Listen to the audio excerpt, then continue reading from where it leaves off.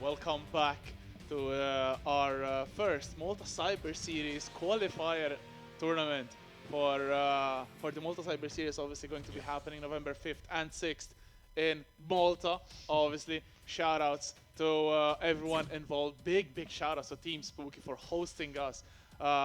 Thank you so much. I mean, Spooky, one of the biggest names in the Tekken community for ever since I've been born, probably. So yeah, huge shout outs to Team Spooky, obviously, for providing us with a platform to reach plenty of people. And yeah, this is such a great event that we have. And of course, mentioning big names, we have Reinhardt as well with us here. We're so honored and proud to have you with us, Ryan. I don't know if you can hear us. Are you still there, Ryan? Yeah, I can, man. I'm right here. Yeah. I'm right here. Let's go. So what are your impressions so far of this tournament? The matches we've seen so far, the players here giving them their all, basically, to win that #1 spot there. I was about to say, people are like hungry in the brackets. Like every match is down to the wire. No one's giving any inch or quarter. And you can just see in the style of the gameplay that this is a really big deal for people. People really want to win this qualifier because they know that at the end of this qualifier, if they take it all the way, there's a shot at that €5,000 prize pool, right? And you know, obviously, you get to play against all the internationals. You get that experience as well. So yeah, this is a big deal right now. I can see why people are really hungry for competition here. There's a lot to win. So yeah, it's great. Yep, great. Such as the next opponent that we will have on stream right now, because it is none other than Tetsu, repping Germany, one of the strongest elements, I think, not only in the German country but in all of Europe and even the world, honestly. That Claudio has really stormed through the ranks in the last couple of years. That first ICFC victory back in Season 1 really cemented them as a very upcoming prospect, and now look at them, probably one of the strongest people in Europe, going to be going up against Evil46, who is not as known but still a phenomenal player. Probably going to be repping the Gigas as well. So it's a very interesting player here. And that would make it 2 new characters that we've not seen so far, if they do pick their mains. Oh, no! Lucky Chloe it is! I mean, you know, we've seen Tetsu with Claudio, Lydia, you know, Zafina, you know, but it's going to be Tetsu. I mean, let's not forget how close he was at only the best at taking out Arslan Ash with that Claudio. So we know how much of a dangerous prospect his Tetsu's Claudio is, right? So let's see what happens here in game 1 against Evil46 and Lucky Chloe. Here with Chloe getting some nice buffs here. Oh, what big hop kick! That didn't even hit. That's some mad hitbox. Hit him in the nose, I think, there. But oh, man. Big lead for Evil already here with this Lucky Chloe. There's going to windmill kicks and Spend. Tetsu still looking to make this comeback happen. Oh, but the forward gets stopped by the power crush. Evil just storming out of the gate. Wanted to stop any potential comeback that Tetsu might have been conjuring up there with that power crush. Smartly done. Oh, gets caught with the wall running too though, doesn't duck it. And oh, nice sidewalk, but couldn't get anything to capitalize. Guaranteed punish, yep. He'll take that all day. Runs in for the low. Tetsu sitting on a comfortable life lead. Good sidestep and a good punish as well, putting Evil into rage, but a little bit eager to go on the hop kick. Rage drive spent from Evil, looking at the comeback, but there's a good back two from Tetsu. The running two though gets stopped. Evil looking to make the comeback happen, but beautiful. Despite that low crush, it wasn't enough. Tetsu brings it back, 1 round each. Very close though. Tetsu has a bit of a life lead now, more than half HP gone from the Lucky Chloe. Oh, but we know how much damage Lucky Chloe does if you get caught. If you get caught, big if there. Tetsu doesn't have that planned. Look at the sidewalk. Oh my days. Back throw. So classy from Claudio, like gently pushing Chloe to her death. As Tetsu gets forward 4, once again stopped. It's betraying a little bit that move. Evil has been able to capitalize whenever Tetsu tries to throw it out.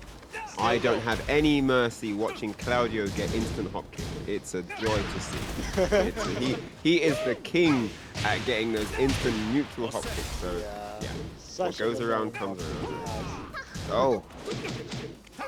Okay. Back three, Tetsu Oh, into rage goes oh, that's for the it. fidget spinner. That is it. Evil Takes the gets first game.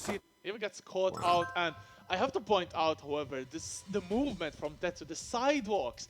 I am really curious to know if that is actually maybe something that they gained with playing with Zafina, but obviously Cloudy does not boast the movement prowess of Zafina, but still, watching Tetsu's movement, beautiful sidewalk, sidestep. I mean, there's a few German Chloes, so these guys get to season the matchup. Like they know the matchup, you know. And lucky Chloe, you know, and as good as her intentions to be a top member of the cast is, I mean, she's often quite a knowledge check character, right? When we see her in tournaments, she kind of ends up falling short along the wayside when people really understand her moveset, you know. So I think that because of that experience, Tetsu kind of has a good eye for when it's time to start, when it's time to step, or when it's time to actually sidewalk, and what the punishes are from what he sidesteps. So yeah, great stuff from Tetsu. Great showing of his character knowledge there. You know, not falling prey to any of the knowledge check strings that were being thrown out. So yeah, good stuff here. We do have a stage change though. We're going over to Island Paradise, one of the newer features on the Tekken here. And yeah, it's going to be interesting. I wonder if we'll go down to the beach for some sand action. Malta summer, Ryan. It really is, right? You guys have amazing weather right now. It's a lot colder in Germany right now, I'll tell you that much. Yeah, but it's supposed to be sunny once again tomorrow. But yeah, I mean, let's see how Evil actually fares now. Man, look at this precision gameplay here with the Magic 4. And I think we're going downstairs yet with the wall running 2. The knowledge though from Tetsu right there to go for the float into the wall splat. Again, good homing move from Tetsu. One touch away is Evil from losing round 1. But good block on the low. What a block. Again, on point. Yeah, Tetsu in good form right now, as you can see, always ready. Guessed everything right there after the race drive. Piling on pressure here. So Evil play this keep out, but good back one from Tetsu. Not enough to carry towards the wall, but still Evil will have the wall to their back very shortly. Good movement though, a little bit going away from facing their back towards the wall. Good side step 4, now back 3, follow up, but Evil gets a good float, overcommitting, however, the hop kick, the hope kick coming in. Tetsu was literally hoping for the best there on that exchange, but didn't get it, and this is looking to be set point for Tetsu, who's actually just running away with this quite easily now, especially in game 2. Evil do. I mean, anything. He's blocking everything as well. He's getting the counter hits as well. He actually managed to get full combo out of them as well. That's Evil to the wall. Look at that. He's teamrolled in this game as well. And that's Tetsu winning a comfortable 3-0 in the final game. Well, lucky Chloe was officially cancelled after that game. That was crazy. It looked like she's probably not on the character select screen anymore. It's probably just a question mark where Lucky Chloe's head used to be, if you try and pick her. So that's that. Tetsu, I think what we can get from that set is, you know, Tetsu's here. He is in good form. He's ready. You know, he didn't look like he was shaken in any situation there or challenged in any avenue. And you know, the things you notice is when players are ready to do stuff. As soon as an opportunity opens up, they know exactly what they're looking for. They know why they're looking for that and what they want to do after that ends. You know, so great showing there from Tetsu to open up his stream performance here in the tournament. And unlucky to Evil, of course, he's still in the tournament. Will drop down to the lower bracket, right? And try and run the gauntlet down there in the shark-infested waters of LB. But yeah, let's see what happens. But you know, in these short sets, one thing that is always quite clear is player form. You know, you can usually see this guy's been training. You know, this guy hasn't played for a while. This guy's learning a new character. This guy's got good clutch. You know, you can kind of identify these things coming through. And Tetsu, you know, it was more like an all-around solidness, wasn't it? It didn't really look like there was any sort of ready for the counter hits. Knew how to open the matches. Knew how to close. Knew when to step. Had the optimal combos. Do you know what I mean? Had the defense. Like everything was there. So yeah, good stuff, man. Looking forward to seeing what he does later on in the tournament. It does seem that he had like some knowledge against the Chloe. He was reading every move there. Wasn't letting Evil do anything really. And yeah, it really showed. And, of course, he's a player of so much experience. He's of such great talent as well. But you have to Solid. have some matchup knowledge as well at the same time, Mm. and that really Solid, showed. man. Solid. Yeah, I mean, his name's Tetsu. That means iron, right? So yeah, no wonder solid gameplay works perfectly well with what we just saw. So yeah, awesome stuff. Yeah, as you very well alluded earlier as well, probably a lot of experience playing against Sika, who is one of the best Chloes in Europe and German as well. So you can bet that they definitely get the games going against Tetsu. Tetsu, so solid in our game just ended, but now going to be having a very interesting affair, I think, between a mainstay of European Tekken in KiraKira or Waku Waku and Jodd. And Jodd is a player who has been really rising the ranks so fast, like coming out of nowhere in ICFC with his Nina and really making an incredible name for themselves. Even at OTB, placing in top 16 as well. Such a phenomenal Nina player, probably one of the best, if not the best in Europe at the moment. The Frenchman is looking to create an upset and be the first winner of these qualifier tournaments, but in it's a little bit before top 8 still, and they have a formidable opponent in KiraKira, one of the mainstays, as we said, in European Tekken. The Swiss is looking to take some names in this winner's bracket today.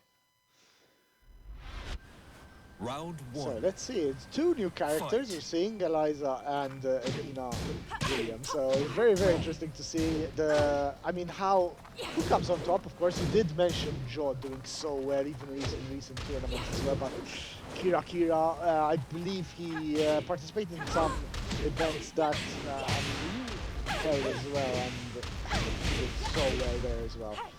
But big start here for Jodd. No throw Wow, break. into the multi-throw, no break. I do like seeing multi-throws every now and again. They're Yeah. quite cool. Every now You know, and again, just of to course. every now and again, I like when there's no break. You know, you get to see the full animation. It's pretty And cool. when you're not on the receiving end, of KO. course. And when it's not coming off my bar, yep, definitely. Round And it's two. something So against Nina me. with a Oh, clean yes. round there. Nina with a clean round. Oh, there's the punish. Oh, and another great step. Look at this. Wow, into the EXDP. Not waiting at all. Spencer bar immediately. Got another bar. Wow, the scoop up.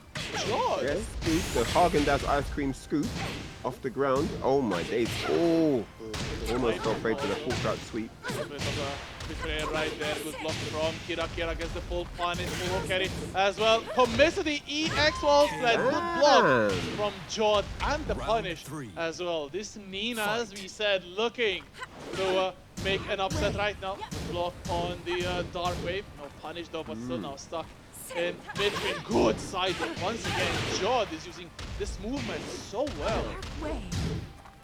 He is indeed. This is what it is to control momentum. Let's see if we see one of those reverse 2-0-1s that we've been talking about the whole time, right? 2-0 to Jodd, what can he do with it? And oh, KiraKira. Waku going into that Round desperacy mode we four. talked about earlier. Fight. I don't know if we're going to see that full comeback. Jodd looking quite solid at this point. And again, that punish, we've seen that 3 times already. Oh, into the EX bait off of the Dark Wave. Starting to break this. We are Downstairs. Oh, there's Check so out the much view. wall carry as well from Eliza. Yeah, back into wall as well. Oh my days. Step on wake up. Oh no, Jodd gets hit by the Dark Wave. This could very well be a round for Man. KiraKira with the correct wall combo, and we are heading to The final round, round. game number 1. KiraKira 2 Fight. rounds straight here. Definitely on the momentum right here, but Jodd has really been playing solid for all of these 4 rounds. So going to be very interesting to see who will take the lead. What a step into the launch. Beautiful stuff from Jodd into the butterflies. No more than 1 rep. What good carry right there. The side splat not affecting the combo. Control break there, that would have been very dangerous, would have been over. Still, the round is not over here. We've seen comebacks from 2-0 down. Good block over the launch. This should be it. No, the side angle. Oh! Oh. This Oh, will... days. This has to kill, right? Don't think that's dead. Oh yes, will it's it? dead. That It's is- the that great. That is definitely dead. Clutch gameplay there from KiraKira, bringing it all the way back. What did I tell you guys? We've seen it again and again Oh, and it again. happened. If you go up 2-0, It's a reset. It's like a bracket reset. It's a reset. And your opponent is playing with a different set of rules. They started the rules with one handbook, 2-0 down. This ain't working. They threw out that handbook and they got another book and they're playing from that now. You got to know what's in that book. If you don't know what's in that book, if you're looking at the old handbook waiting for stuff, you're going to miss out. And this is the third time this has happened, where someone goes up 2-0, loses 3-2. Great clutch gameplay there. Went downstairs, took him on a whole tour of the scenery, the cherry blossom, the Shinto shrines, and here's a rage out for your trouble. Thanks for coming. Goodbye. And that was it. Honestly, at this point, if I'm 1 round up, I'd give the other round to the opponent, because as things are going, if you're 2 rounds up, you're gonna lose it. Yep. It's like we're jinxing everyone now, saying 2-0 up, you then up losing 3-2. But yeah, if you like, let's say you've got a really expensive mobile phone, and the other person you're with has nothing, you fear them taking what you have. Yeah. They have nothing to lose, but you have this expensive gadget. When you have 2 rounds, you feel like you've got something important that you have to protect. But your opponent has nothing, and they need something. So they're coming at you with everything they've got. But that's why you have to do the reset, because then you have nothing and they have nothing, so it's even. Yeah. If you play like you've got something to lose and you fight scared, they're going to come back. And guess what? They're probably going to win the game. Jodd, though, playing like they got nothing right now, and they do actually have nothing because Kira took game 1. Jodd taking the first round, and it is interesting to note as well, Jodd did not go for a stage select, but chose to go random geometry plane. Hopefully it works out for them, because stage select is such an important feature, I think, in competitive tournaments Tekken right now. So I think it's a bit of a waste for Jodd, but definitely looking like they will not make waste of this rage, keeping it a little bit more. There's a spend. Very, very This close is crazy there. right now. The pressure at the wall. Defense goes for the DP. Finishes the string to keep it as safe as possible. Oh man. Jodd. 2, 4. Guys, it's two rounds to 0. It's Guys. 2 rounds for Jodd. It's 2 rounds. Uh-oh. Kira lost the final round on purpose. Oh, come on. You know what this means, guys? No. But all jokes aside, it's just one of those things that, you know, you just have to get used to. So let's see what Jodd can do. He's got a great life lead here. Yeah. Pressure at the wall now. Waku trying to fight back. Has a meter to work with. Ooh. Jodd doesn't want to commit. Doesn't want to eat that EX, but there's a sweep. First commitment from Jodd, getting a counter hit for KiraKira. And there it is. Spends the bar finally for that wall pressure. It looks like it was a valuable spend. Getting all that mileage in. Oh Oh no. my goodness me. He didn't know. He wasn't sure if he could commit to the punish. You hate to see that as well, because now it feels like Jodd is hesitating, pressing buttons. Alright, this time though, definitely no hesitation. Hesitation has to start coming now from KiraKira. Full counter hit from Jodd, getting that spike into instant mix-up on Wake Up. And Jodd now sitting quite pretty on a good life, but once again, the EXDP coming clutch, and Kira I think steal the turn back. I think he's landed every single DXDP, right? He's just so good at reading when Jodd wants to press buttons. Dark wave combo, and then there's a sweep. Looking for the side step 1+2. Oh man. Oh, there it is. Nice, though. the down forward one, and this time it's a cleaner finish from Jodd. Not allowing any comebacks. No sir, I don't care what handbook you're using. This game is mine. Ties it up 1 apiece, and we're all square, guys. We're all square. And now they have to do the psychological run through the tactics. Where have I made mistakes? Where have I given openings? What did he understand about what I'm doing? And how can I close this third and final game? I do feel we've seen this situation plenty of times before. KiraKira going 1 game ahead and losing the second game. And generally, I do feel that KiraKira goes for the infinite stage, which is a little bit interesting considering they play 2D character. Of course, Eliza gets a lot from the wall, but then again, that with punish with the EX dive kick has proven time and time again why KiraKira is known as one of the best players in the region, as surely I think the best Eliza player in Europe. But no, actually, instead of going for a wall-less, going for one with the closest walls, going to Sook. Interesting stage. I mean, every character is 2 characters, right? You know, every character is a mixture of styles. Every character can rush down, and every character can play defense. So basically, sometimes you have to test your opponent. Do they know how to fight my character if I play defense? If I play no walls, what can they do? If I play rushdown, do they know? So there's often that sort of knowledge check in the stage select as well. But we haven't got any walls. We haven't got we haven't got a wallless stage because we're at Souk with the market and stores and fresh fruit and nuts and all that good stuff you can buy on the side there. I know there's some melons on the side as well. But here we go, game 3. But yeah, big, okay, they're quite even on life lead here, but it does seem that KiraKira has a bit of an advantage here. The wall. Oh, he gets floated with the 1-2 jabs. Jodd's going to be really happy about that exchange. He was in a bit of trouble against the wall.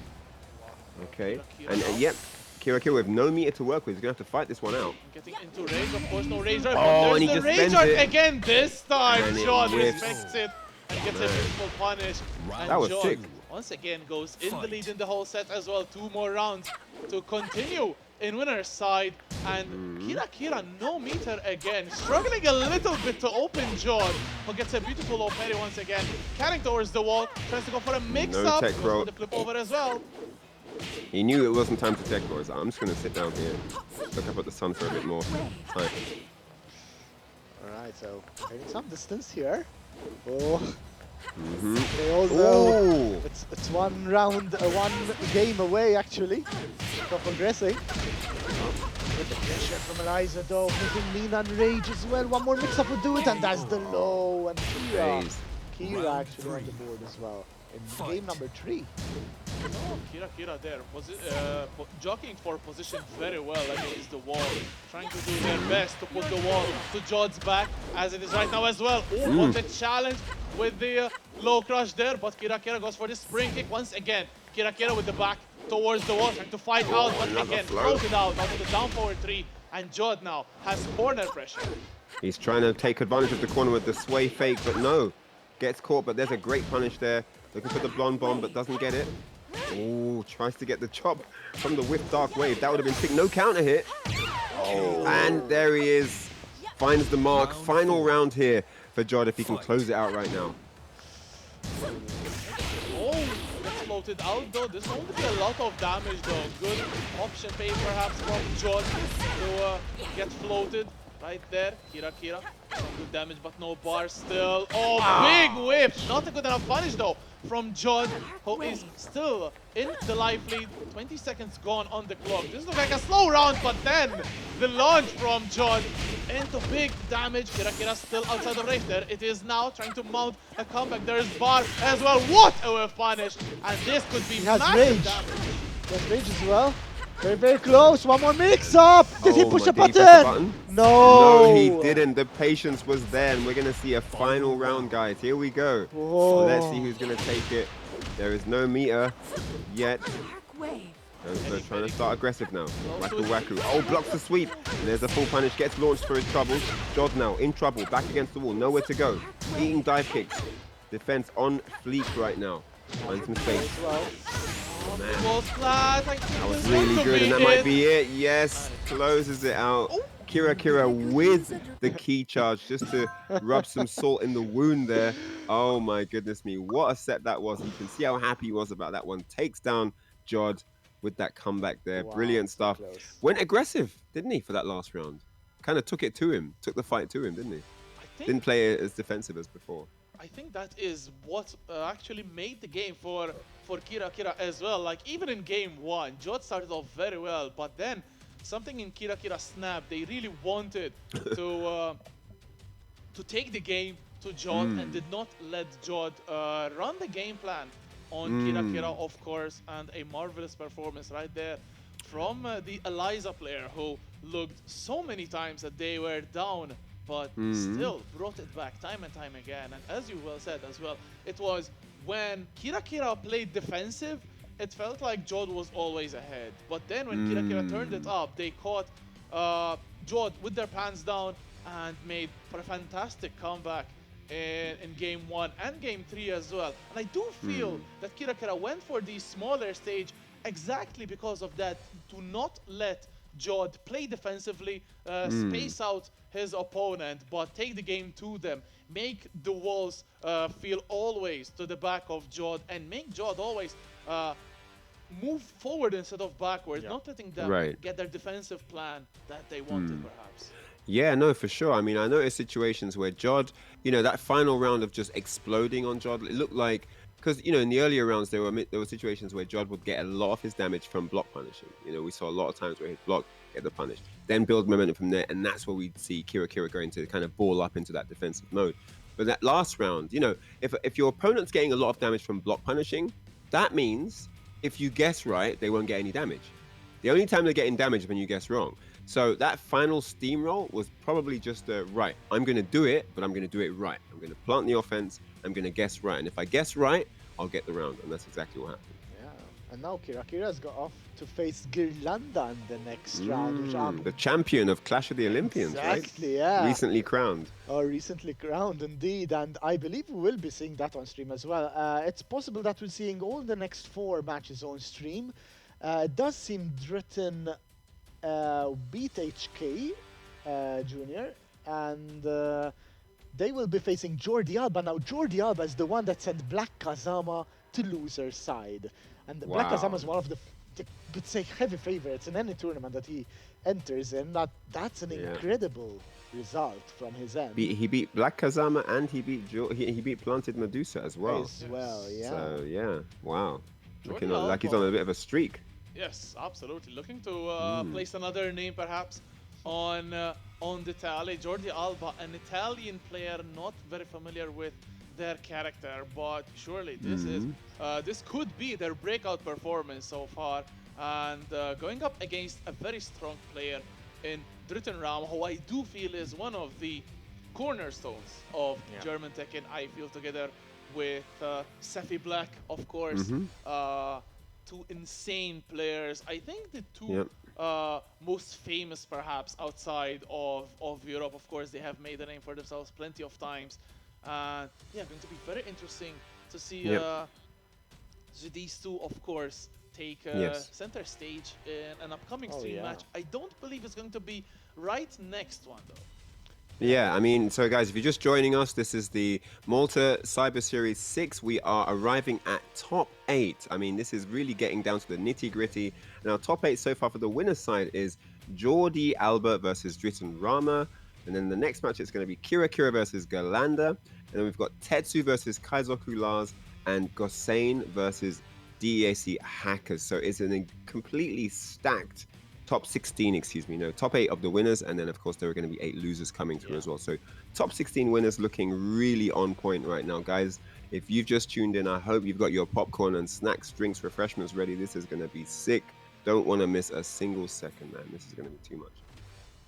Well, all 4 are gonna be so entertaining to watch, I'm sure. There are a best of 3 still, so I mean they'll be over quite quickly, unfortunately. But I mean, it's incredible when you say 4 of these players are gonna go to loser side. It's sometimes it's difficult to fathom this, right? But yeah, like none of these could ever be losers because they're all so good, right? So it doesn't make sense, right? So yeah, I know what you mean. Crazy. But, a lot of champions are etched and forged from that dangerous losers bracket, right? History is made from that deep, the darkest of dungeon runs that people do to get out of the losers bracket. And there's always a sigh of relief. There's a breath of fresh air when you do hit that grand finals, even on the losers side, because you've come out the tunnel. This is that point where now there's one last hurdle. There's one last mind to be defeated. So it's going to be interesting to see who that is today. Who puts themselves in position for that qualifying run, because everybody wants a seat in the coveted finals going down in November. Yeah, of course. I mean, as we said time and time again, the winner of this tournament wins a flight, all expenses paid, and accommodation, and a tournament ticket to the Malta Cyber Series 6, which is going to happen November 6th in Malta. Of course, we do have a stacked top 16 in the making. Of course, we do have one name from that, and that name is Rev Major's Tekken tournament winner Jodd, hailing all the way from Korea.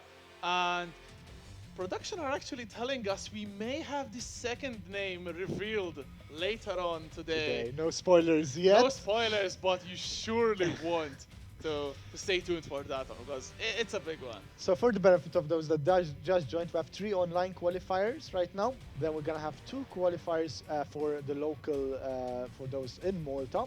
But then we have an LCQ where the top 8 of the last chance qualifier will get to book a place in the grand, you could say, event on the 6th of November. The LCQ will be happening on the 5th, which is a Saturday. There are tickets, you can book them online. It's maltacyberseries.com.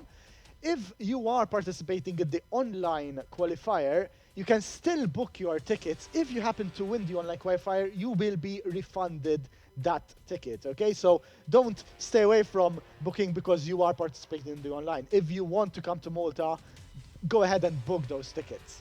And it will be definitely a great chance, a great opportunity for everyone. You're not going to OS your way out of this one. Well, I got my thing, but no, you're scared. No, get in the tournament, get on there.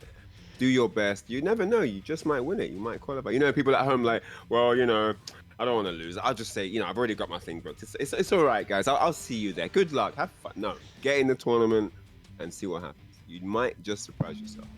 I mean, after all, I do think that the winner of the tournament does not start game 1 and say, I'm going to win. So it is actually a free-for-all. Of course, there are the heavy favorites, but as we saw in the bracket, actually #1 seed Black Kazama is already swimming in losers bracket. If they're still in the tournament at all, we definitely need to check out that loser side because it's getting fuller and fuller of sharks in there, and it's going to be very interesting to see who will come out in top 8 out of the loser side, because again, as we said and as we are seeing as well, the bracket is incredibly stacked, so more and more top talents will have to drop down and fight off their last life against such a stacked lineup which we have here tonight. So of course, it's going to be dire for anyone dropping down to losers. One of those players is gonna be either Giordi, Alba or DritonRama next, which should be on stream very, very soon. But as you said, now the killers are left in the tournament as well, especially in the top and the winner's side. I'm excited to see what's happening in losers bracket, because seeing Black Kazama down so early, you could say was it round 2 or round 3 that you ended up in loser side? I mean, yeah, you're seeing Ten Shimizu progressing, Jodd is also doing well, Ultra Instinct Potato as well. Pika against Dylan. Dylan Lee actually beat Pika 2-0 in losers bracket, and now he's up against Evil. And that's going to be a very interesting encounter as well. Too bad we most likely will not be seeing that one on stream, but...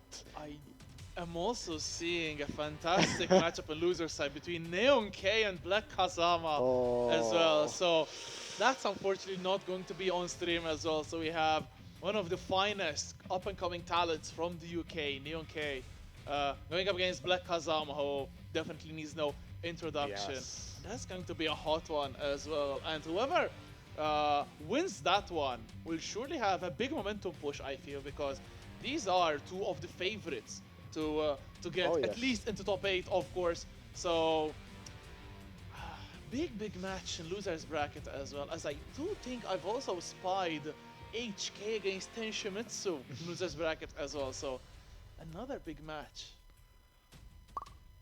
No, yeah, it's crazy, man. I'm looking at the bracket right now as well, and when you look at the names that are in there, you think it's a winners bracket.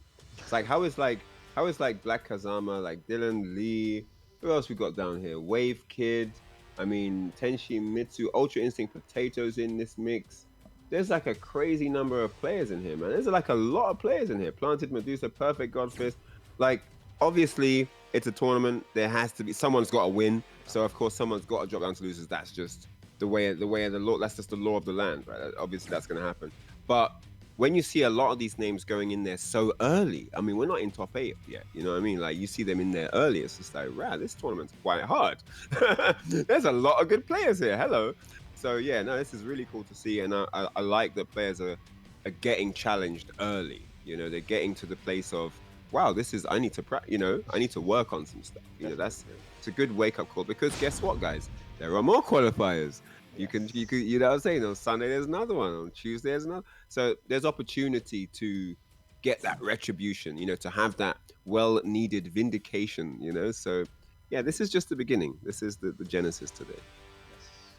very first tournament in a series of 3 online qualifiers open to all of Europe as well. So if you think you've got what it takes to beat everyone down and win flight and accommodation to Malta to participate against 15 other big dogs in a big 5,000 prize pool bracket, then yeah, give it a shot, of course. It's free. It's free entry. It's Why free. not? It's even if you don't perhaps have the confidence to win the whole thing, why not try and measure up yourselves against some of the finest European talent in Tekken? You need to start off somewhere, and why not here?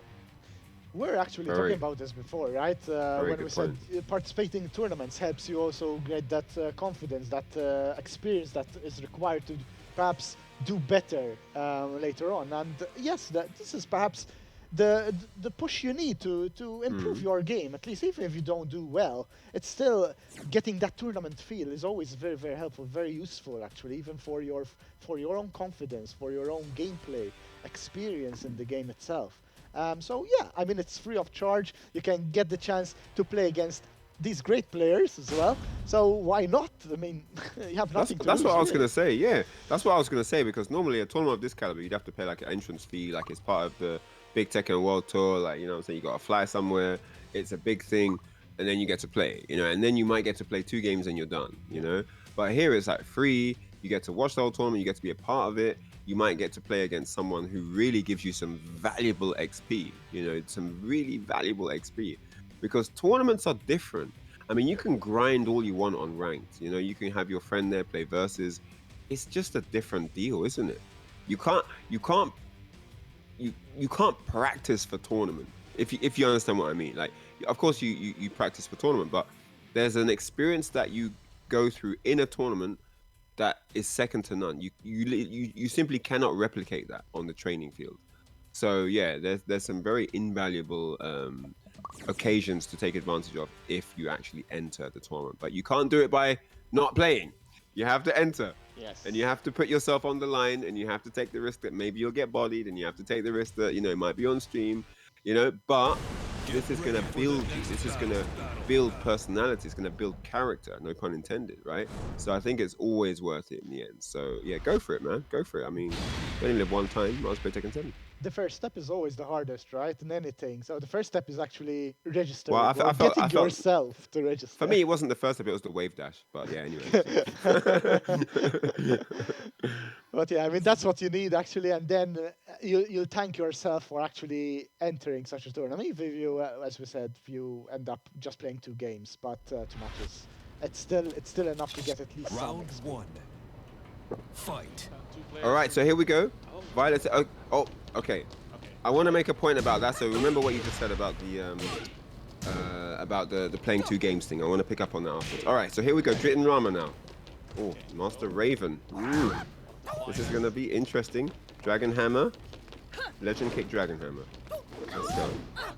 Oh, looking for the down forward too. Yeah, he said, you're minus frames, mate. Don't press extra buttons. What do you think this is? And the classic down back screen to down 4-3 there.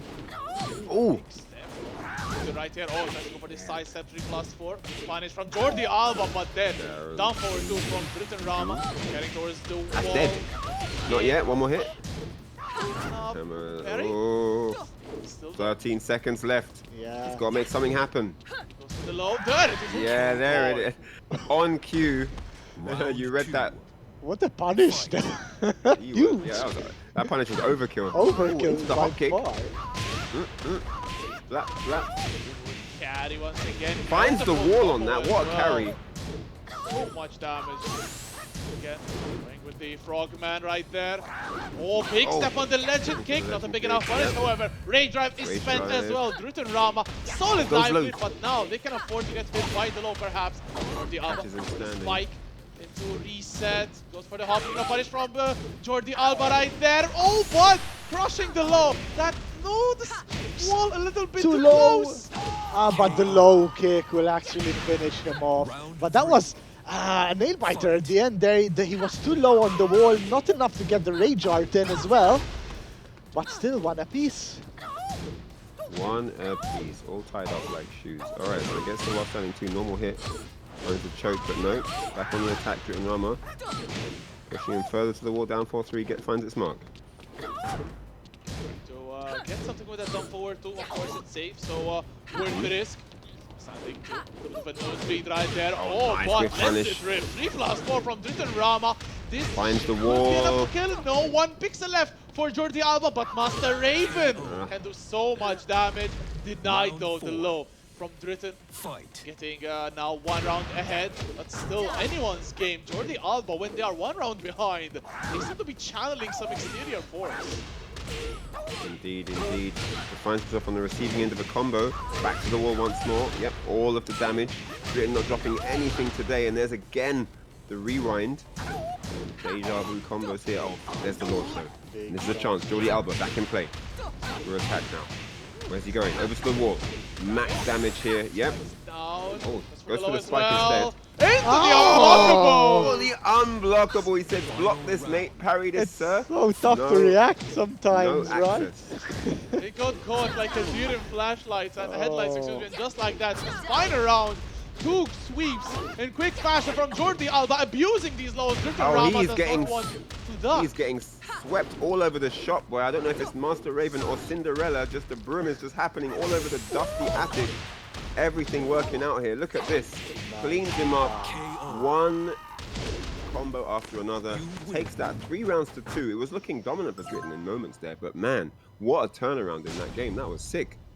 The man from Italy. Giordi Alba sent Black Kazama to losers, Plant Medusa as well, right?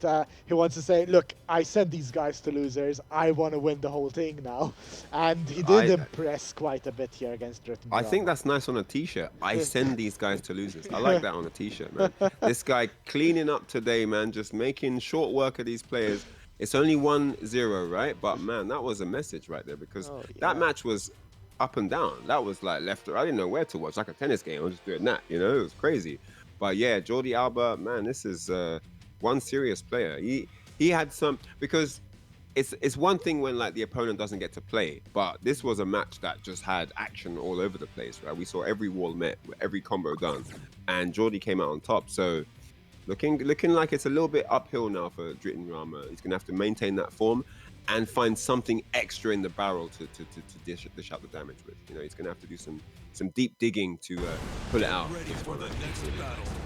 Touch upon what you said as well. Like, it feels like when there was a little bit of a stalemate, DritonRama was the one more on point to get it. But in that final round, Giordi Alba really took the initiative, did not let DritonRama get anything going at all, and was able to get a very convincing round and get game number 1. But we'll see, maybe DritonRama going to the Kinder Gym. Perhaps the playground can Round feel a 1. little bit better. And still similar size to Violet system, so maybe a preference stage for DritonRama.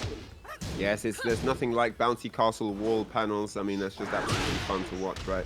Loads of colors. Looks like we're looking at sweets on the side there. But there is a immaculate round there from Driton. Absolute dominance. I think he's decided to take more of an offensive stance because he doesn't want to give and relinquish any control over to Giordi because he's seen what he can do with it. Go for a parry right there. Oh, going for the back turn low right there. Giordi Alba getting caught by it. DritonRama going to cash in with big damage. Goes for this stomp with a down forward too. Giordi Alba just outside of range. Big legend kick and then kicking the head. Round 3. And just like that, DritonRama 2 rounds up already. What a Stepped on his change in toes. Stepped on his toes like he owed him money, boy. That was personal. Oh my days. 2 rounds up here. And look, DritonRama looking to make it 3 straight. Delayed hop kick. What are we seeing here? What a read. He hit the down one with that delayed hop kick. Man, that was sick. And oh my God. 3 straight rounds.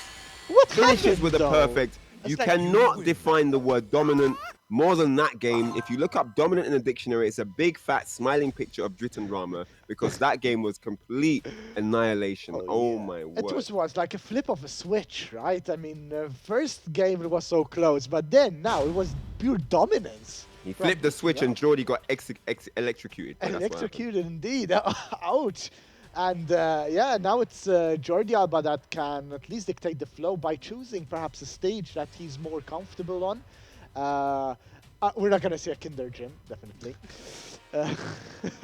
It worked out on Yo. DritonRama's favor. That there was after the, this. boy. That was a gym. That was definitely a workout in that gym. That he got rinsed, man. Because the first game was kind of close, and he just got washed, man. That was some Miyagi session. He just got rinsed. What happened? All that movement and that, like, where did it all go? I don't know. Driton, he figured out. He's in that little downtime in between the matches. He clearly worked something out. That was a different character. That was a different Driton to game one. Yeah. Game one was maybe like some kind of assessment, some kind of download. Maybe it was a bit slow, 56k download, something like that. But this time, he just came in guns blazing. Now, I don't know, man. If we see more of that, it's going to be curtains for Giordi. He's going to have to really think of what to do here, because last game, I put the ball in Driton's court to figure something out. Okay, he passed that test. But this time, yeah, Giordi Alba's going to have to really work to see what he can bring out. Because the first game was good. The first game was really good from Giordi. Clearly has what it takes. But a win like that, bro, he wrapped it with a perfect. Like, he wanted to put an exclamation point on the win. Like, that was deep. Here we go, game 3. It's like we were saying before, though. Like, the first game was to read the opponent, and he got the amount of rounds necessary to do so. And now we saw a game 2, 3-0, and now let's see what it's gonna bring to the table in this game, this final game. That book must have about 5 pages, boy, because he kind of finished it after game 1. So yeah, let's see what happens now. Giordi Alba looking for the comeback here. Lost half bar so far. Driton now, trying to go to work. Ooh, got the names right there.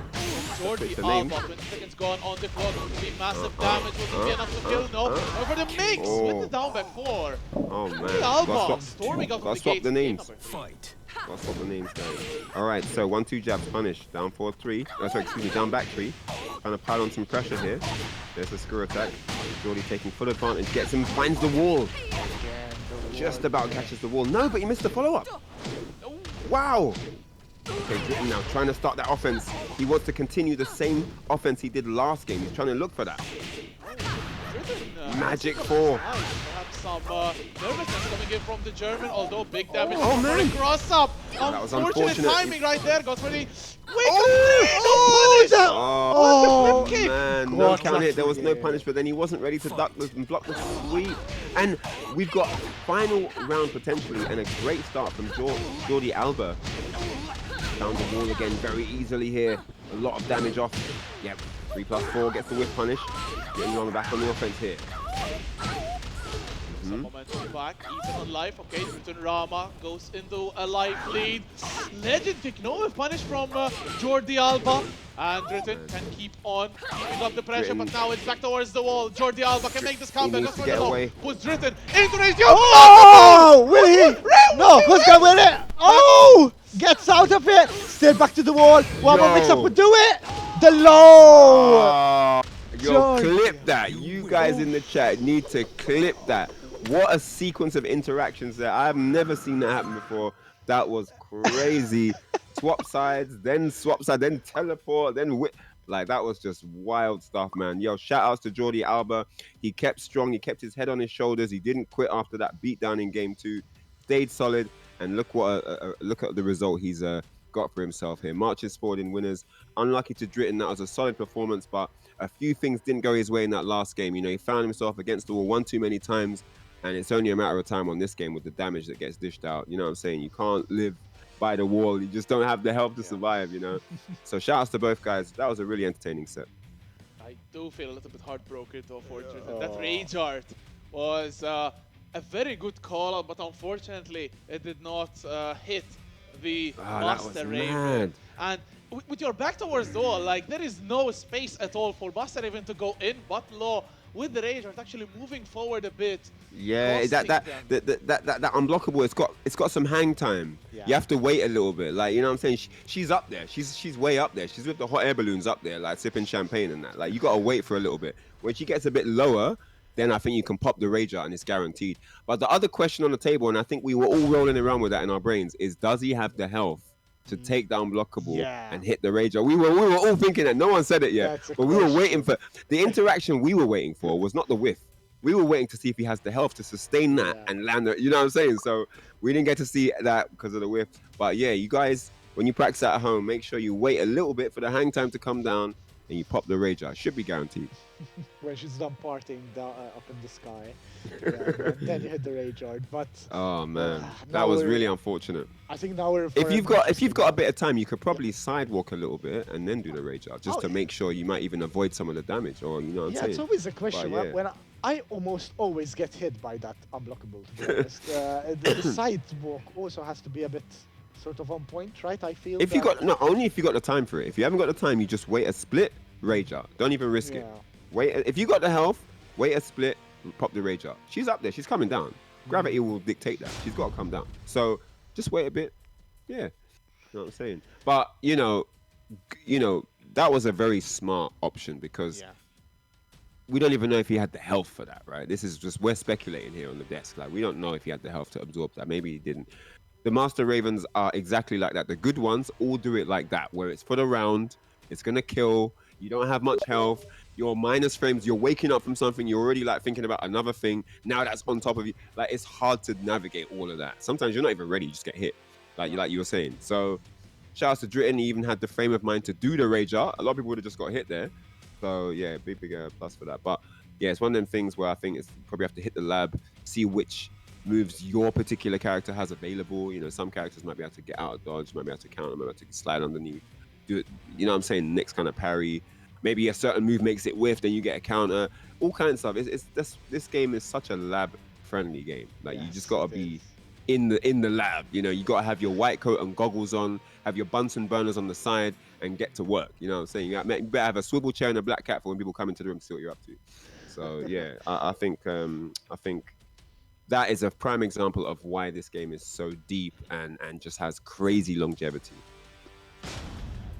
That means that Giordi Alba is our first name in top 8, actually, on our side. And the second one will be determined by this matchup, which is going to start right now between ghirlanda and KiraKira.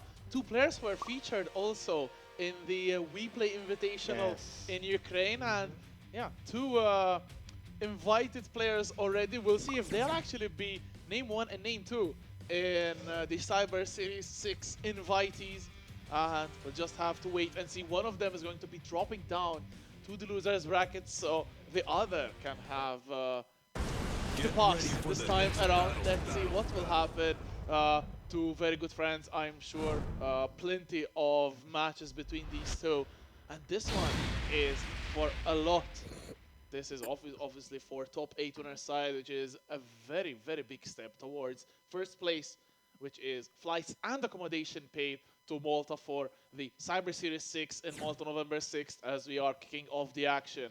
In Brimstone and Fire, so one of the volcano stages in Tekken, circular stage, a little bit of weird wall angles.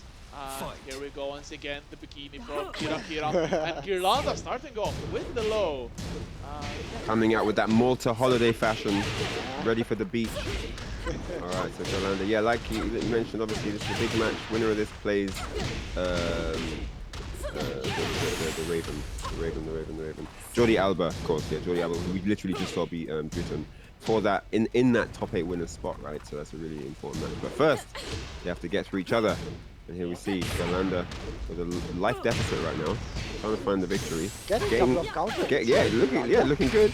Straight into rage art, not gonna mess about with any funny business. Gonna take the damage as he sees fit. Now he's gonna seal the round, just about, man. A bit of scaling on that, but that was still enough to get the deep done.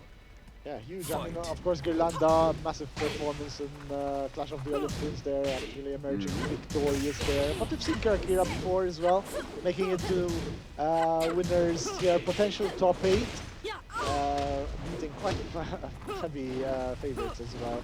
So it's anyone's game, really, anyone's match. Sure. So I mean, oftentimes what happens when you get to these sort of pre-top 8 situations is you end up being your own worst enemy. You know, the skills are there, you put the hours in. It's just about can you defeat yourself in terms of how you deal with your nervousness or how you deal with your, the butterflies in your stomach. Can you hit your combos? All that stuff. Just staying as fit as you do when you play casual. as for KiraKira, going to be looking to spending them at the very next opportunity, but trade ghirlanda still with a minor life deficit. KiraKira trying to bait something out perhaps, but ghirlanda chipping away at that life lead is the one in favor right now.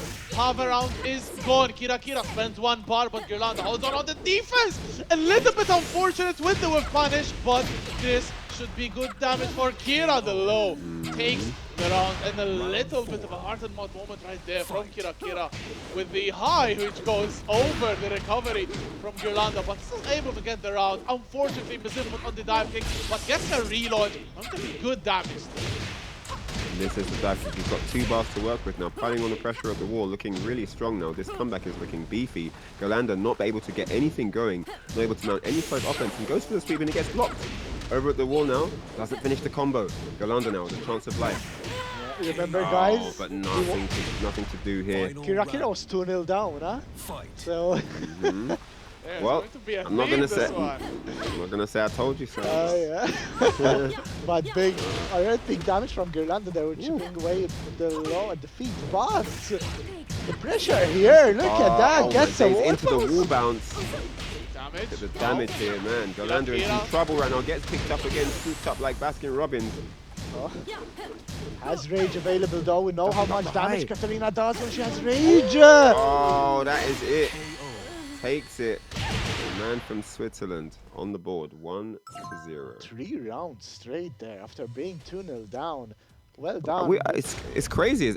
It's almost like that's happened before. I don't know why I feel like that's happened. It's like a deja vu. It's true. I do feel it's been called out as well. It's a weird feeling I'm having. But yeah, this is so evident as well, and it also speaks volumes of Reinhardt's incredible tournament experience that at 2 rounds up, we're seeing so many shifts in momentum, and the momentum is going to the loser, the one on the losing side, which is really incredible. And it doesn't feel like overconfidence as well. Like right there, ghirlanda was playing so well, and no overextensions, nothing. KiraKira just kicked into gear, and just like that, 3 solid rounds from them. Yeah.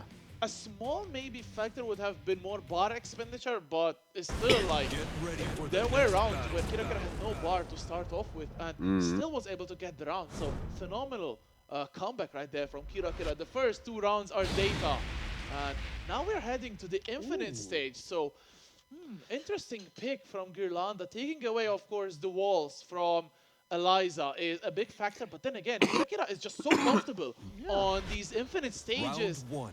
It does feel like a bit of a gamble from ghirlanda, to be honest. Maybe he's afraid of the wall pressure of Eliza as well. He was doing so much damage at the wall, KiraKira. Perhaps this was ghirlanda's thought process for using this, for choosing this infinite stage. ghirlanda going infinite stage here, trying to buy himself some real estate to move around. Oh, fishing for the unblockable there, but doesn't get it as ghirlanda decides to not take on, stay down. He finds a combo here. Doesn't pick him up though. Can't leave damage on the table. KiraKira now. Getting back in. Oh, there's the dive kick. Wow, we've got Whiff City. This is crazy. So much whiffing. It's like a skunk wrestling match, all this whiffing. This is mad. Alright, finds the round. KiraKira on the board.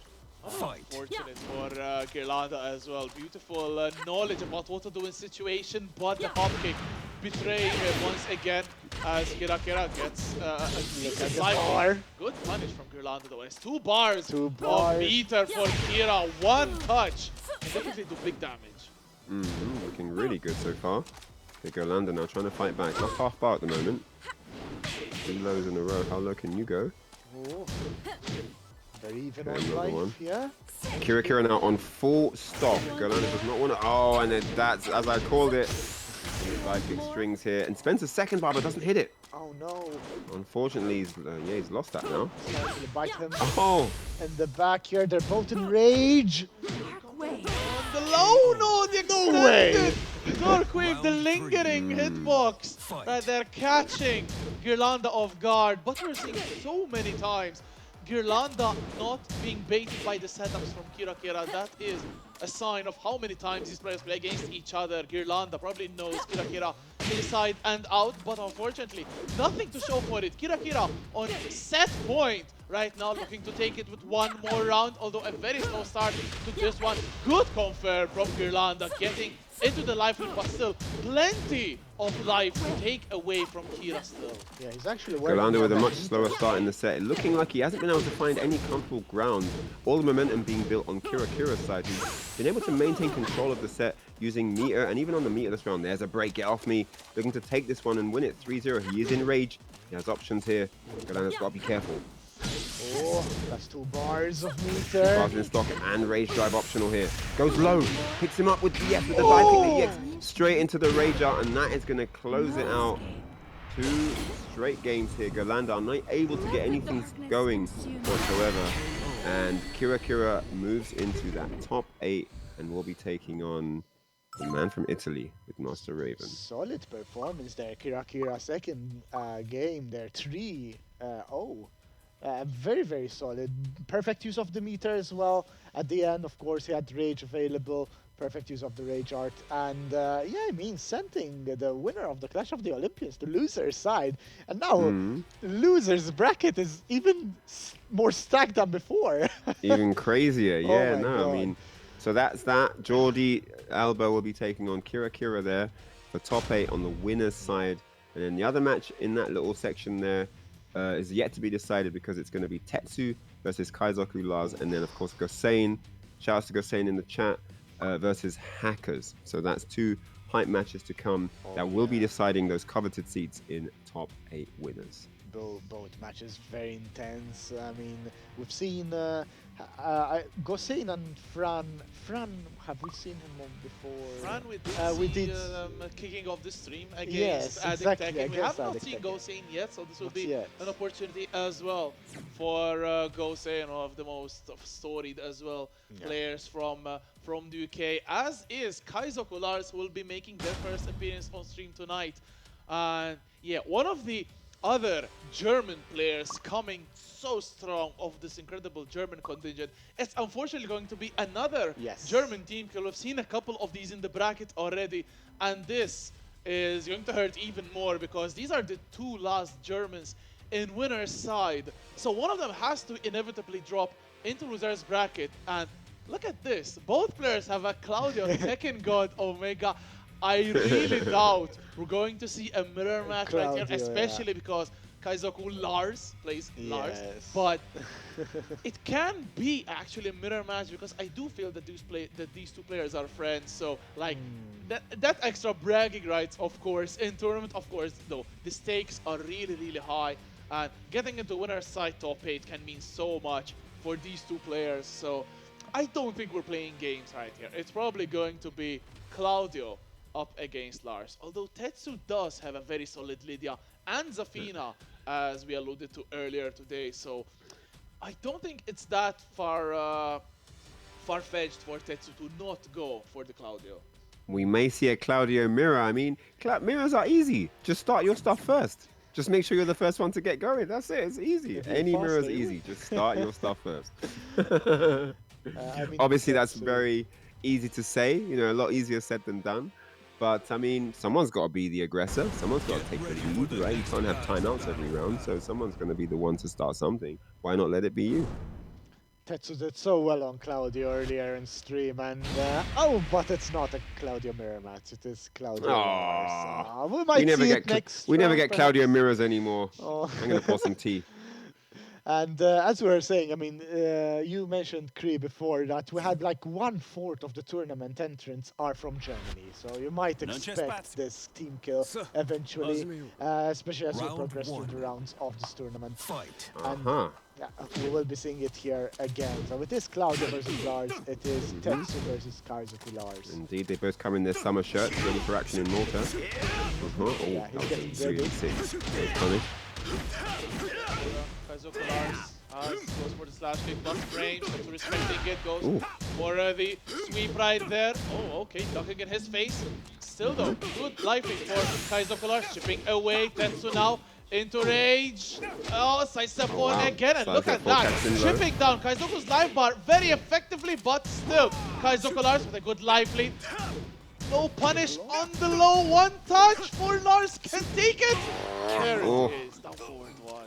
Wow, what a round there to open it up. Pressuring non-stop, keeping the heat high here against Tetsu, who we saw have really solid defense in his previous match. So this is quite a sight to behold right now. Only a round though. Let's see what happens here. This also we're seeing right now, KaizokuLars, this is his thing. He dashes in your face and does nothing. We saw this also at only the best. Psyching out Daniel Mazo as well in the process. We'll see if Tetsu will also be suffering because of that, as very even on life still. But KaizokuLars, healthy life lead right now. 30 seconds gone on the clock. Tries to get a big launch right there, but Tetsu, no dice on that, as we are now tied on life. No one has the life lead, and both players now trying to jockey for something, going in and going out, but Big running two. Big the opener into the fidget spinner. Another running Into the wall running two. Tetsu Close it out with the leveling raw the running two there. He rolled Evens it up towards now, the one ground. round apiece. The data is being downloaded and collected and being distributed evenly across the stage. KaizokuLars now on the offense. Okay, 10 seconds off the clock already. They're still like getting a feel of each other here. This round is the third round. Anyone's round.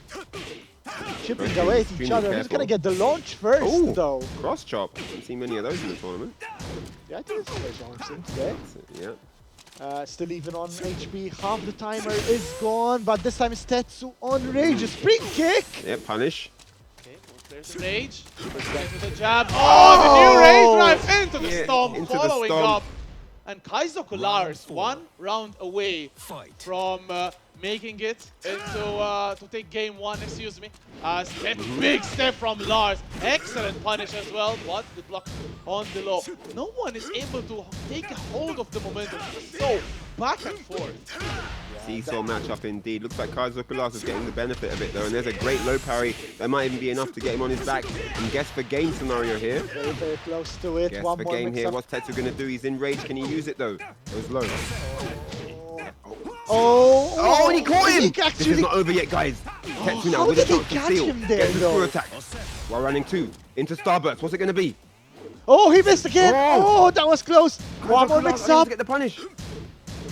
What's it gonna be? 15. Oh, Oh, and the down one with crazy douse him long arm range just clipped him from downtown. Oh man, Tetsu really got to clip those Claudio toenails, got caught there, and it is 1-0 to KaizokuLars. Crazy game, man. That looked like it was back and forth, like you said, in the middle of that final round. But man, KaizokuLars able to close it out, and he is one step, one game closer to that top 8.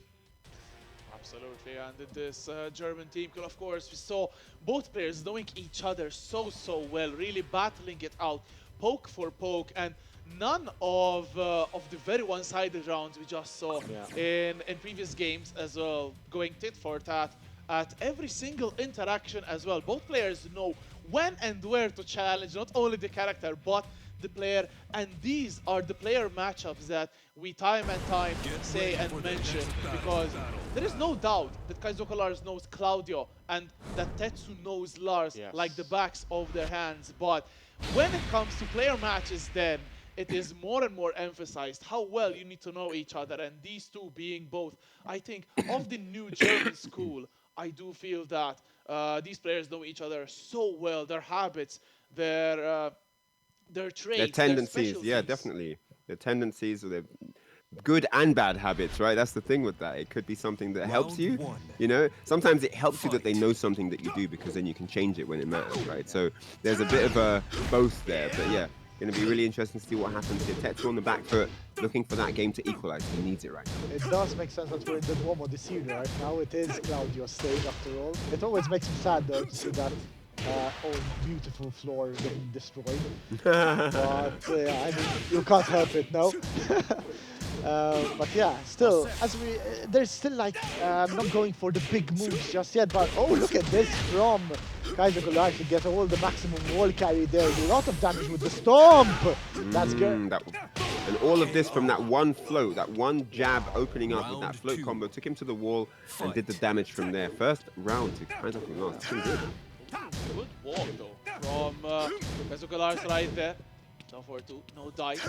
Still, 1+2. From KaizokuLars does not hit. Tetsu though gets it. There's the blue stuff as well. 2 hits, and it builds so much damage. There's a third as well. Into the sidewalk. Oh no, gets killed by the second hit. That was going to be an immaculate walk from Tetsu, but no conversion because of the sidewall. Down forward 1-2. Just The let twin it pistons. rip. Tetsu. Crazy. Crazy. Tetsu denying all movement there by the wall. KaizokuLars trying to relieve the wall pressure with the side steps, but the wall running twos were clipping him in the face.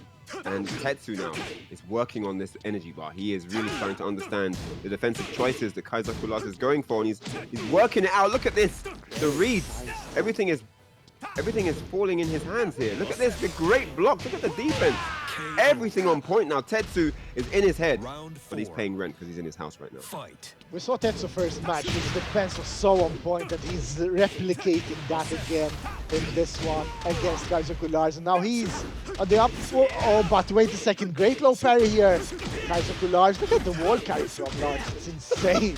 Wow. Wall to wall, coast to coast, but still, Tetsu gets a wall splat, a little bit of a side angle, messing it up. But I take it all back. Problem. I take it all back. He's Tetsu. officially squatting because he's in his house and he's living rent-free. He's officially squatting right there. 1 apiece. I can't believe it. What a dominant comeback, because he didn't just win, but he kind of weathered the storm against KL's pressure. You know, he took a load of things, kind of worked out where he needs to be, what he needs to do, and brought it back from there. So yeah, great game. But now that it's all tied up, I really don't know what's going to happen. That was such a crazy game.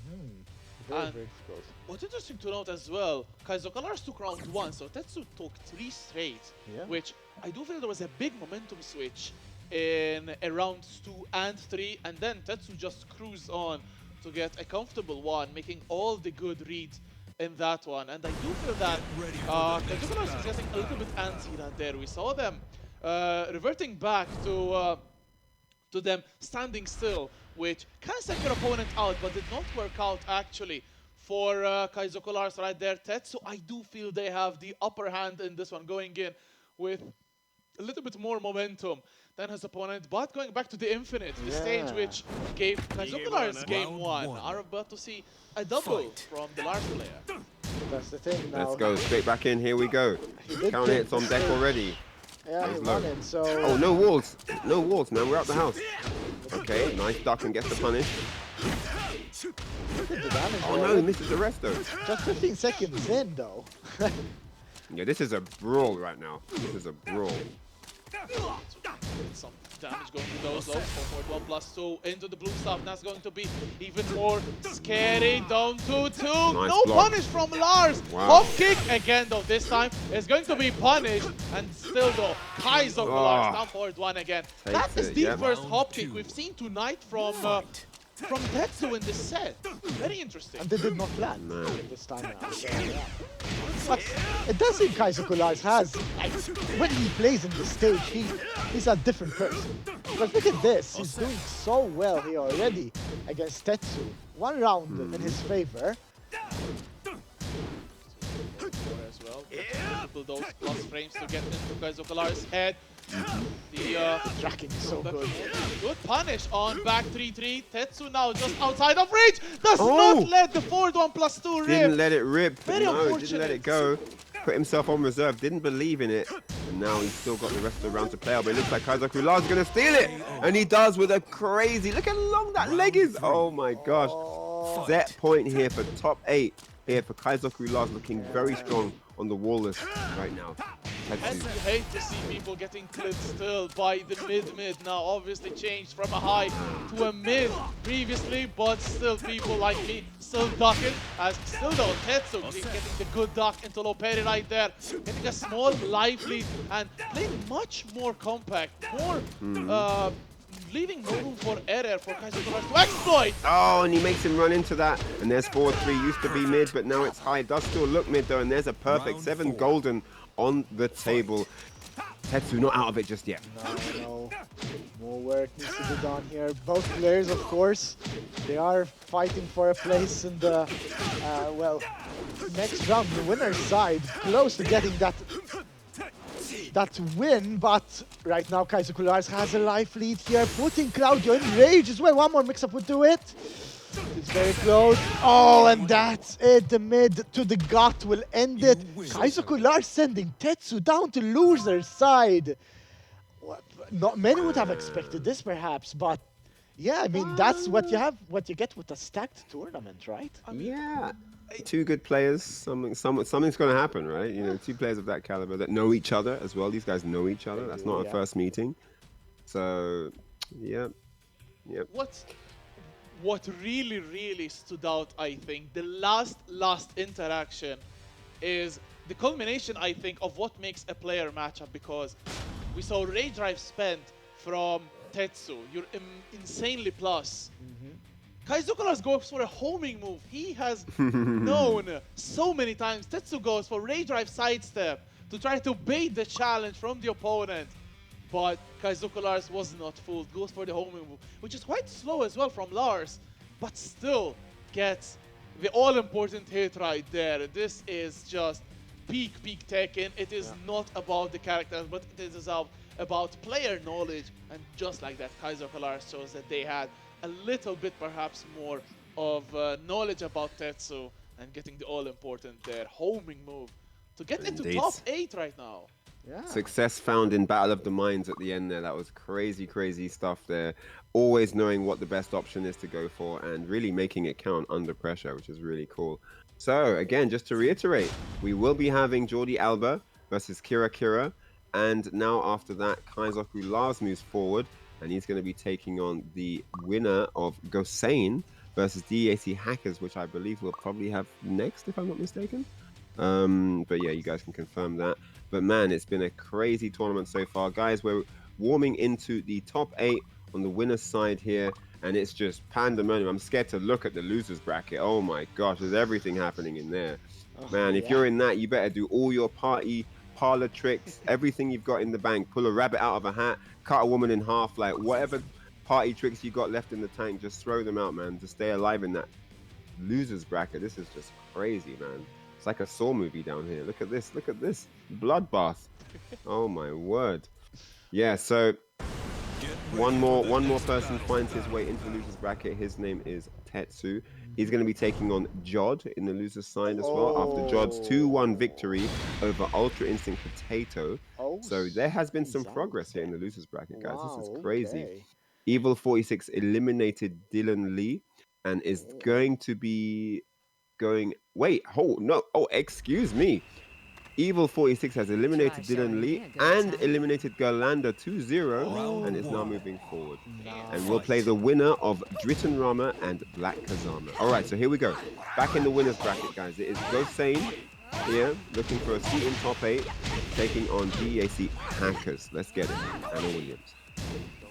Starting off on the wrong foot. Fran really surprising them with a lot of offense right here. Backed up against the wall. Good interrupt on the Dragon Hammer, but Gosain still gets a Magic 4. And just like that, the life lead is cut almost in half. As still though, Fran gets a side step 3. Now Gosain back towards the wall. One more touch. Goes for the hop kick and takes it. And this should carry towards the wall. Not even needed. The Rage Art. But will this kill? I don't think so. It does! Just barely, but it is a great indeed. He was very low on HP, so it does more damage, of course. So yeah, that's Gosain taking round 1. But once again, Fran getting the upper hand here in round number 2. Look at this, already sending Glon to almost leads into Rage. A little bit of an overcommitment with Big Booty right there. Good punish from Gosain, getting the wall splat as well. Still, Fran with a minor life lead. Down back 3, goes for the dragon. But still gets a wall split into the full wall combo. Round 3. Yeah, poison arrow, that's what it's called. Fight. Yeah, Gosain looking really good here. Now 2 rounds up. Not to jinx anything, but it is 2-0 again. But getting that Magic 4 here, Fran bringing low to the wall. A bit too low to get more damage on it, but oh yes, great parry. And yeah, I mean, Gosain, what will it be? Little bit of mid-screen action. Fran once again with the life lead, but we've seen this time and time again. Gosain chipping it away. There's a slide coming through. And now both players just outside of range. Fran, a little bit lower HP, 20 seconds on the clock. And Fran though gets a big launch with the slow with the wall combo. No, not KO. enough. The wall will make up for it. Round Fran 4. fighting back, getting around Fight. on the board. Down back 3 to start things off. There's another one for Gosain, who goes with another low into the low parry. Fran has been conditioned, and Gosain can go ham, but unfortunately drops the combo. This conditioning is L'Oreal boy, pH 5.5, just everything in his control here. This is crazy. The hacker's in a bit of trouble here. Oh, man, going crazy with the lows. The down forward 4's going ham. He is enraged. Oh, Oh, and he he gets gets... a low. Oh, Crash down forward 2. Over the wall now, what's he going to do with him? anyone's round. Yes, pressure the wall. Press spent. Oh, but Gosain goes with the challenge, and it pays off. And 3-1, game number 1, going to the law player from the UK. Phenomenal showing right there, and beautiful composure as well from Gosain. All 4 rounds, I think Fran had the life lead. Gosain bring it back 3 times out of the 4, and that will bring some doubt into Fran's head. Obviously, Ana is a character that feeds off the momentum on the offense, and she wants to rush you down. But seeing that Fran had the life lead in so many rounds, Gosain was always able to turn it around. It may play some nasty tricks on Fran's mental, but of course, a very seasoned player. So it will take a little bit more than just 4 rounds to play with his mental, I feel. Yeah, it did seem Fran was always on the upper foot, you could say. And every round, he started off well. He brought Law to the wall. Gosain always had his good pressure against him. But somehow, he managed to turn everything around and actually won the rounds in return. So, yeah, I mean, that also gets the experience, as you were saying before, Ryan, where you practice at the wall, just learn to deal with the pressure. Many inexperienced players suffer so much at the wall because they just can't handle the pressure. But Gosain really maintained his composure and responded to Fran's attacks in the best possible manner. I mean, the one thing with Gosain, you know, he's not going to give you much, right? He plays very concise, very compact. He's going to keep everything small and short, and he's not going to overextend in many situations. So, you know, for someone to play against someone like Gosain, you're going to have to keep your own things very sharp, you know, and to the point, and at a very deliberate pace. So there we see great launch there from Hackers, unable to get more off that exchange. That was unfortunate. But yeah, again, you're not going to let a player like Gosain is not going to give you a lot, so you have to be very accurate against him if you want to win. Gosain is one of the absolute best in fundamental Tekken throughout Europe and probably the world as well, so absolutely on point with that, Ryan, as we are now midway through this very first round of Game 2. Fran going for the floor break stage as well, which benefits Ana by a lot. We're going to see perhaps the first floor break. There it is, and Fran going to take the round perhaps. Yes, he will. Good stuff right there, getting the first floor break as well. And now it is in Gosain's best interest right here to break the floors before Fran, because Ana can get so much mileage out of these floor breaks, as we're probably going to be seeing a floor break right now. No, a little bit out of range on the Dragon Hammer right there, but Gosain still with a mighty life. Yeah, he's maintaining a lot of pressure now as well, but Fran manages to get away from the wall somehow with the Chaos Judgment 4-4-4. Got some buffs there in the recent patch as well, but missed the combo, and now it's Gosain that will most probably end the round here. There it is. And this is 1 round apiece here in game number 2. This is a best of 3, so Gosain needs to win this to progress to the next round. He does indeed, yes, exactly. I mean, he's obviously looking to get this 2-0. He wants to move on in winners and go into that top 8 safer region where you know there are lesser opponents to get you to that gold spot. Here we go now, looking good. Hasn't even been hit yet. Oh, commentator's curse. And then we see Hackers. Ana, of course, looking for that one big sharp counter hit to land and then go crazy on the offense. Nice punish. Fran now going for more homing. He's noticing that Gosain is stepping a little bit too much, and now that Gosain is respecting the offense, get caught by the hand sweep. Fran, couple of pokes to kill of Gosain. The low does it again, and we are just 1 round away from evening things up. As Chaos Judgment to start things off. Fran doing a little bit hammered this stance already. A good 40% of the life has been chipped off. Again, look at that, 55-60% life for Gosain. Such a strong round start. Yeah, it was only 10 Indeed. seconds in when he got that start, but now, will he be able to finish what he started? That's the question, as Fran is managing to chip away, but good launch here, not enough to get a full combo. Oh, but goes for the low, and this is what, two Final rounds round. each now. Fight. Potential final round for Gosain. He just needs to win this round to progress, and he started perfectly in round number 5. And a great whiff punish there with the 3+4. But no, he's let all the control go. He's relinquished that driving seat, and now Hackers on the offense here. Great damage. Keeps Gosain pinned to the floor. He's looking to tie it up now. The slight life lead. Oh, no punish! Lets him get away with that. That while standing to attempt. And there's a magic 4. And we're going to go downstairs? Well, we don't. No, he missed the legend kick! Oh, and it doesn't matter. Comes a bit It late doesn't there, matter. but, yeah. He gets what Oh. matters anyway, and Gosain takes it, man. What a clutch. It was the full combo, just a little bit of delay in the middle. A But few frames delayed there before the legend kick, but it finds its mark nonetheless, and Gosain takes that game. yeah, solid performance Yeah, from Gosain definitely. once again, who will go on to face KaizokuLars, I think, in top 8. So we do have the winner's side of top 8 complete with KiraKira going up against Giordi Alba in the first match as well. But I do believe we have a short break coming up. And stick around, because now it gets really going. It is top 8 time in a bit, so of course going to be really interesting to see. Of course, shout outs to Team Spooky, shout outs to GMR and Visionary Iron team as well for hosting this amazing event, the first of 3 qualifying events. But more about